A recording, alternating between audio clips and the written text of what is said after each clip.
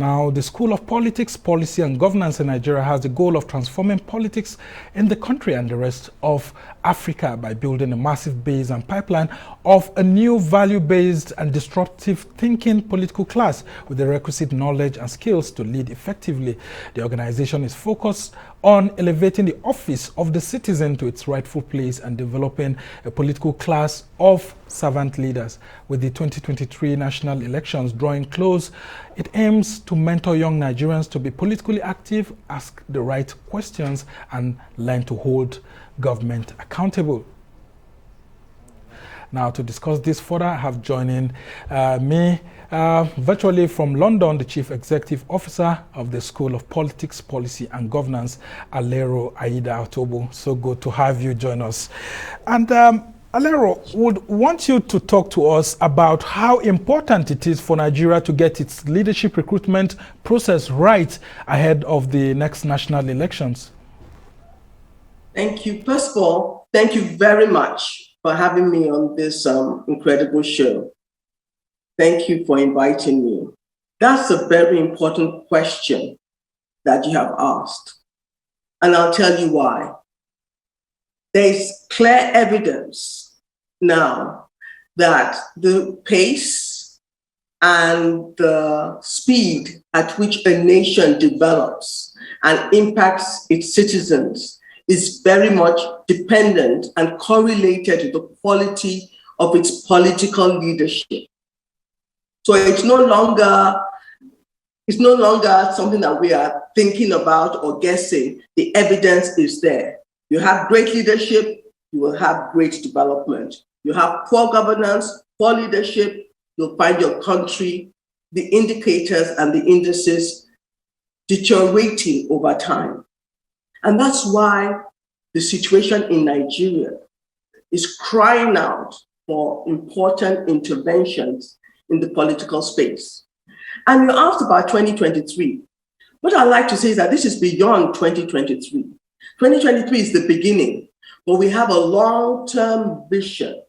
We are very, very clear that what we have is a dire situation, and it is important that we start taking the steps we are taking, but we have a 10-year plan, because over the next 10 years, we want to clearly raise a new political class, and at least 10,000 of them will be out there having impact and doing the very things that is required for Nigeria to develop. And you have a goal, a very key and important goal, which I really love so much, to fix politics. And in your own estimation, you would have to ensure that there's a great design of policy making that helps to groom the next generation of Nigerian and, of course, African political leaders. Tell us why it's important for young people who are enthusiastic about being in government to understand how government works. I think it's time. It's very clear now that none of us can sit back and wait for someone else to solve the problems. The problems are complex, the problems are difficult, and we now need to understand how to solve these problems. And that's what the School of Politics, Policy and Governance is what it's all about. We are very targeted. We are focused on the next generation, ages 25 to 45. We'll take older people beyond 45, but we are focusing on those that are over 25, that are willing to take responsibility for their nation. So that's the first thing. And now it is very clear, again, driven by research and evidence, that there are gaps in the knowledge and understanding of our current political leaders.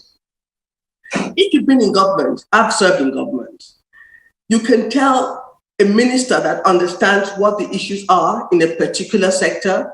If they understand those issues, they will solve, and they work with people who are competent, they will solve the problems. But if you have a minister, a governor, a commissioner who does not have the understanding that they should have, you can easily lose 3-4 years and you will not see a difference. You won't see a dent in the problem. And that is the situation we are facing in Nigeria now. Several states have lost ground, even at the national level. And so young people need to rise up and take responsibility. And I'm glad, and as you've witnessed, over the last 2, 3, 4 years, there's been a shift. Difference. You can see young people rising up, especially with the Sorosoke generation. I love those words. Sorosoke speaks for itself. It's time to get loud. It's time to raise your voice. It's time to demand what is yours. And how do we do it with fixed politics? We are not just raising a new political class. Again, the research showed that the problem with politics in Nigeria is not just with the quality of the leadership, but also the electorate.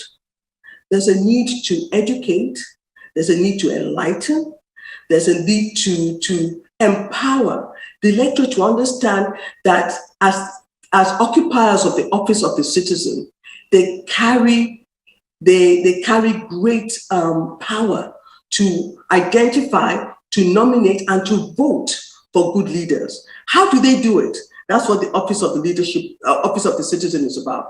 That's why under fixed politics, we have a whole work study group, right, that is focused on training and equipping the electorate. And we are focused on doing that. You're going to see the impact of that over the next, starting in October.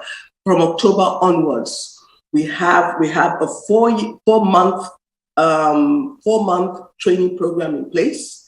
We're going to work at the community level with community organizers. We're going to educate them and help them to understand how to influence those that they serve and those in the communities at the ward level, at the state level. Then within fixed politics, we have a third group. I've mentioned the first one, Office of the Citizen. I've mentioned the second one, School of Politics, Policy and Governance. There's a third one that is critical, and that is the Constitution and the Electoral Act.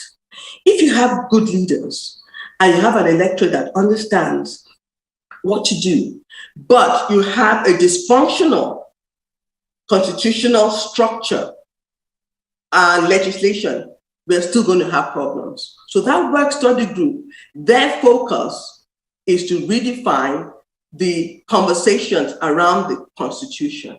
And they're doing a lot of work in that area. So this three-pronged approach, working in cohesion, in unity, is to ensure that we fix politics in Nigeria. And not just Nigeria, in Africa. So if time permits, I'll be able to talk about the countries that have invited us to help raise a new political class, starting with Senegal. So there is a lot going on there. Yeah, I mean, I've seen your expansion in the few years that you just started.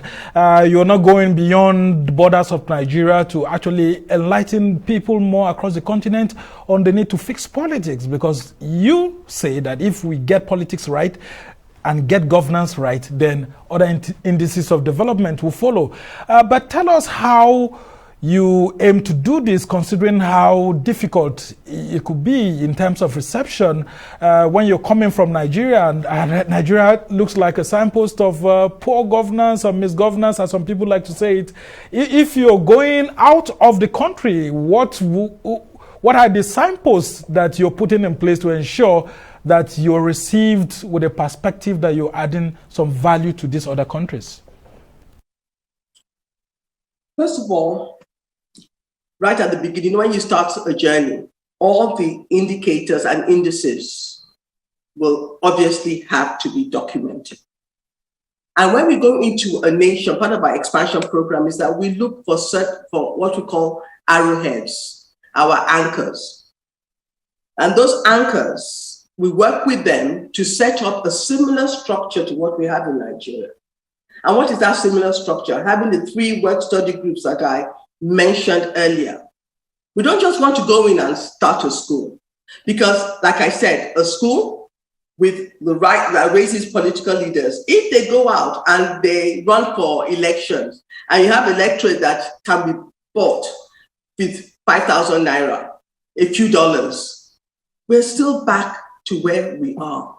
And that's what we're trying to fix. So as we expand, we're going into nations that understand and the need to have this 3-pronged approach. And the good news is that the 7 nations that we've identified that we're working with, we're putting together the framework, putting together the structure, they are fully on board, understanding that we cannot fix politics with just changing our leadership. We can't fix politics with reforming our constitution. We can't just fix politics with educating the electorate. We've got to do everything in synergy. And that is the key to unlock the future that we want to see concerning good governance. Before the people that spoke earlier, I really enjoyed that interview, by the way. I enjoyed just listening to their take and what we need to do. That is the emphasis that we need to put on electoral reform and constitutional reform. We can't run away from it. And right now, our constitution is still dysfunctional. We haven't gotten it right. We need to have the conversation that we seem to be running away from. We have to all sit around the table and have that national conversation. What does the new Nigeria look like? And how are we going to build it together? And I want to ask, what's the comparison between this and the Kennedy School of Government in Harvard? Is there any similarity with the SPPG? And then lastly, you mentioned the issue of Sorosoke and all of that. Now, we could see how young people who were very angry about police brutality in Nigeria just lost the real narrative when violence broke out. How do we ensure that as we get into the national elections in 2023 and even beyond, like you have said, that people who want some sort of change, especially in an era of succession presidency where we hope to have a brand new president, those people do not lose the narrative and get enmeshed in violence. And of course, the change that they were looking for gets lost in the process of violence. You know, the points that you've raised are very important. And that's, I think, a lot of us, that's our fear and concern. You want to fix Nigeria. You want to exercise your rights. You come out on election day to vote, and there's violence. What do you do? How do you respond? And you know the truth? I think we need to have a plan for dealing with violence on election day. I don't think we should allow it to catch us by surprise. And as I say this on television, we need to be able to formulate it over in the next few months. And I'm speaking to the police force, the army. There is a real fear that people have that when they come out on that day, they could get hurt. But Nigerians, I think we need to fight for the soul of our nation. And we've got to be ready not to be afraid to be out, regardless of the violence or the level of violence. And like I said, it's got to be, you have to have a strategic plan in place, and it's going to involve all our security agents, and it's going to involve the parties, especially those that are taking position, the new parties. They've got to be able to address violence on that day.